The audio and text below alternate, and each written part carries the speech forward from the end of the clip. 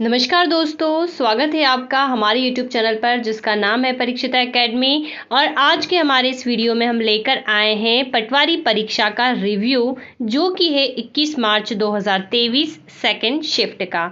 तो हम इस वीडियो में आगे बढ़ते हैं और जानते हैं कि एग्ज़ाम में किस प्रकार से क्वेश्चंस पूछे जा रहे हैं, और इन्हीं के आधार पर वो स्टूडेंट जिनका आगामी आने वाले दिनों में एग्ज़ाम होने वाला है, अपनी जो है एक कैलकुलेशन कर सकता है, या हम कहें एक अंदाज़ा लगा सकता है कि क्या क्वेश्चंस आ सकते हैं। सो गाइस, अगर आप भी हमारे इस यूट्यूब चैनल पर नए हैं तो प्लीज़ सबसे पहले हमारे चैनल को सब्सक्राइब कर लीजिए।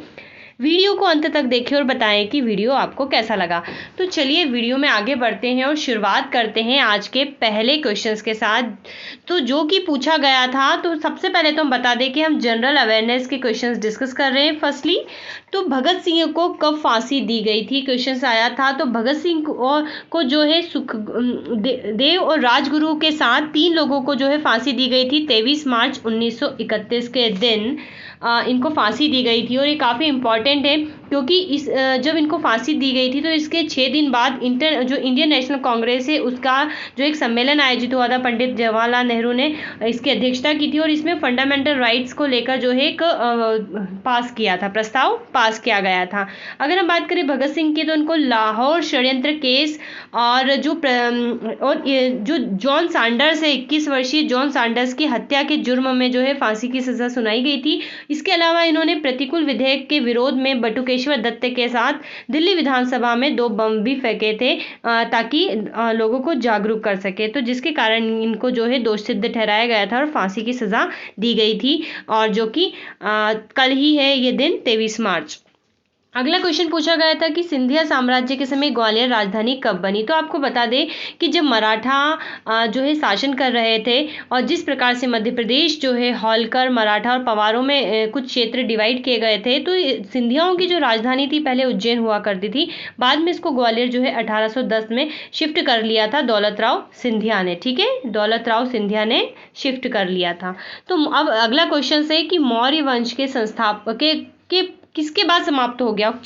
एक्चुअली में मौर्य वंश किसके बाद समाप्त हो गया, ये क्वेश्चन पूछा गया है। या हम इसको मान सकते हैं कि मौर्य वंश का अंतिम शासक कौन था, तो वो था बृहदत्त। हमने पढ़ा है कि शुंग वंश के जो संस्थापक थे, उन्होंने बृहदत्त की हत्या करके जो है शुंग वंश की स्थापना की थी। ये हमने इतिहास में पढ़ा हुआ है।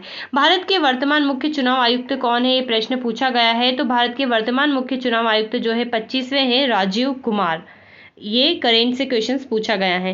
न्यायमूर्ति शरद अरविंद बोबड़े मध्य प्रदेश के कौन से नंबर के मुख्य न्यायाधीश रहे हैं। ओके, तो एक्चुअल में इनकी बात क्यों हो रही है, क्योंकि सुप्रीम कोर्ट के जो है 47th चीफ जस्टिस हैं, और ये मध्य प्रदेश में भी रह चुके हैं। तो ये 21वें नंबर पर मध्य प्रदेश में रह चुके हैं, और मध्य प्रदेश में अभी जो चीफ जस्टिस है वो है रवि मलिमत। ठीक है, चलिए नेक्स्ट क्वेश्चन है, जयविलास महल कहाँ स्थित है। तो जयविलास महल जो है ग्वालियर में स्थित है, और इसको जयाजी राव सिंधिया ने बनवाया था।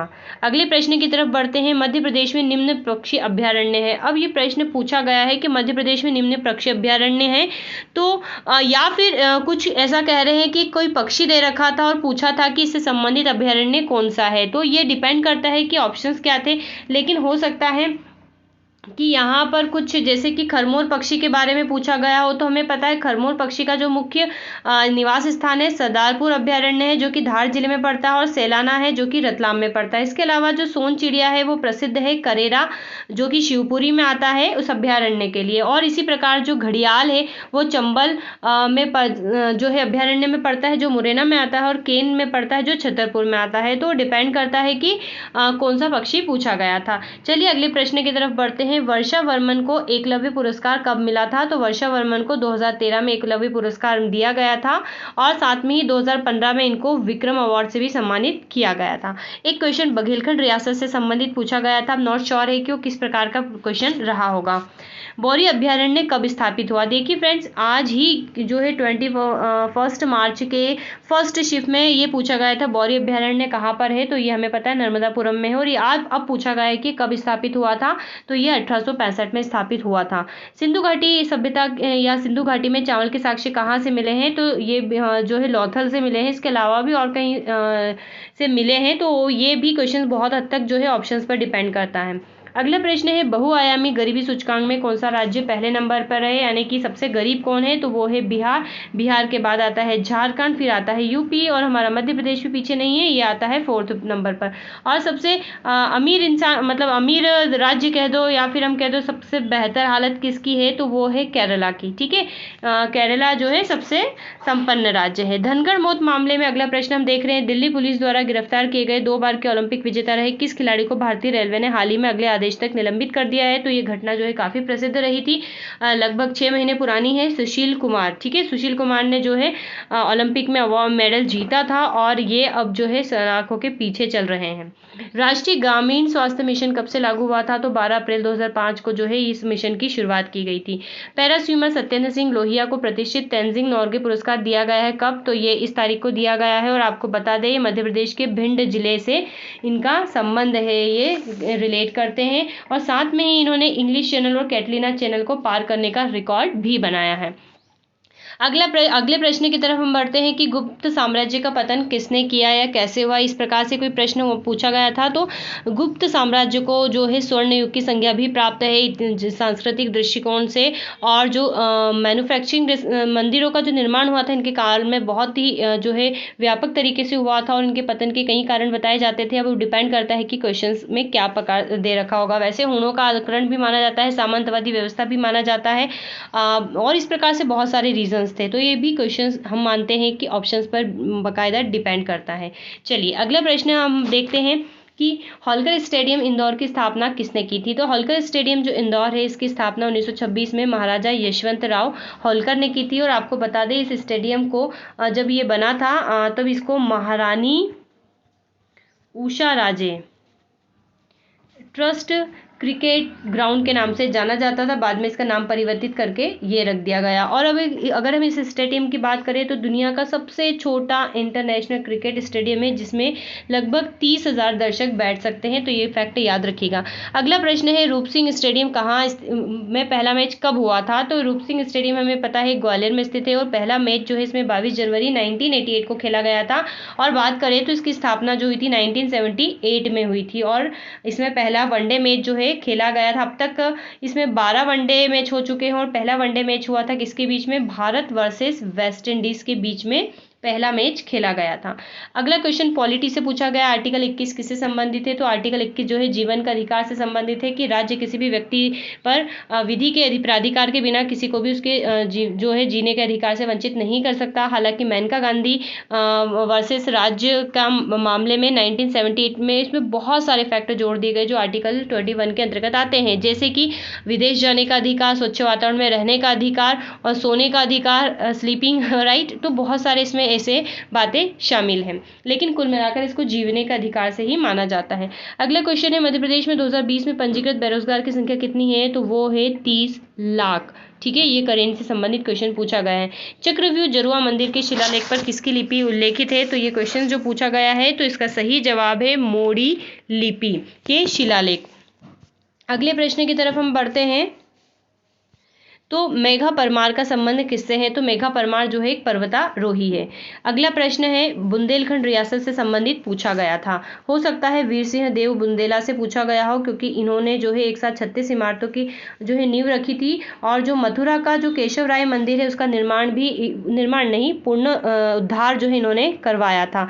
तो हो सकता है ये क्वेश्चन पूछा गया हो, या फिर अबुल फजल की इन्होंने हत्या की थी, और ये जो अकबर के लड़के हैं सलीम उनके मित्र भी थे, और या फिर कुछ और पूछा हो, लेकिन बुंदेलखंड रियासत से प्रश्न जो है संबंधित था। विश्व सांख्यिकी दिवस कब गठित किया गया, क्वेश्चन पूछा गया है। तो यह है 20 अक्टूबर 2010 को। अगला प्रश्न है कि ग्वालियर के मंदिर में कौन सी लिपि है। तो प्राचीन उत्तर गुप्त लिपि जो है उल्लेखित है। तो इस प्रकार से सारे 25 क्वेश्चंस यहाँ पर जनरल अवेयरनेस के हमको मिल चुके हैं, जिसकी बात हमने कर ली है। अब आइए अगले टॉपिक की तरफ बढ़ते हैं, जो कि है साइंस से। तो साइंस के कुछ तमाम क्वेश्चंस की हम बात करें तो पहला क्वेश्चन है कि वायुमंडल में ऑक्सीजन का प्रतिशत कितना है। तो हमें पता है वायुमंडल में सबसे ज़्यादा जो होती है नाइट्रोजन गैस होती है, जो कि 78% होती है। उसके बाद जो ऑक्सीजन की बात करें तो 21% होती है।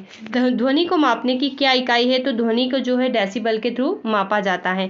जाइलम किससे संबंधित एक प्रश्न पूछा गया था। तो जाइलम जनरली जो है पौधों में पानी यानी कि वाटर का ट्रांसप्लांट करने का काम करता है। इसके अलावा फ्लोएम भी होता है इसी के जैसा उत्तक, तो वो जो है फूड को सप्लाई करता है प्लांट के विभिन्न ऑर्गन्स में। तो यहाँ पर ये ही पूछा गया होगा कि जाइलम का जो पौधों में क्या कार्य है, तो ये जो है पानी को पहुंचाता है एक भागों से दूसरे भागों में, या हम कह दें रूट के थ्रू प्लांट के विभिन्न भागों में। एक क्वेश्चन ओजोन लेयर से पूछा गया है, तो ओजोन लेयर की बात करें तो O3 इसका फॉर्मूला होता है ओजोन का, और ये समताप मंडल में मिलता है। और साथ में ही ओजोन दिवस जो है 16 सितंबर को मनाया जाता है। हो सकता है इन तीनों से संबंधित कोई एक फैक्ट पूछा हो। अगला क्वेश्चन फिजिक्स से पूछा गया है कि मनुष्य की दृष्टि की न्यूनतम दूरी क्या है, तो वो है 25 सेंटीमीटर। अगला क्वेश्चन है उत्तक किससे मिलकर बने होते हैं, तो हमें पता है उत्तक जो है सेल्स से यानी कि कोशिकाओं से मिलकर बने होते हैं। एक क्वेश्चन जो है एसिड बेस यानी कि अम्ल क्षार से पूछा गया था, इससे संबंधित था। एक क्वेश्चन जो है उत्तक संयोजकता से संबंधित पूछा गया है, और हृदय कौन से उत्तक के बने होते हैं, तो ये पेशी यानी कि मस्कुलर टिश्यू के बने होते हैं। एक यूनिट से संबंधित प्रश्न आया था कि इसकी यूनिट क्या है, कुछ इस प्रकार से था, तो ये कौन सा था प्रॉपरली वो भी हमारे पास नहीं है। अभी हमने जो शुरुआत में बात करी थी वो क्वेश्चन वही आ गया है। हवा में सबसे ज़्यादा प्रचुर मात्रा में कौन सा तत्व होता है, तो वो है नाइट्रोजन, जो कि कितने परसेंटेज होता है, 78%। सर्वाधिक कार्बन किस कोयले में मिलता है, तो एंथ्रासाइट जो कोयले की क्वालिटी होती है उसमें सबसे ज़्यादा जो है कार्बन पाया जाता है। तो ये साइंस के क्वेश्चंस थे। कंप्यूटर के क्वेश्चंस की बात करें तो शॉर्टकट की आज भी पूछी गई है 2।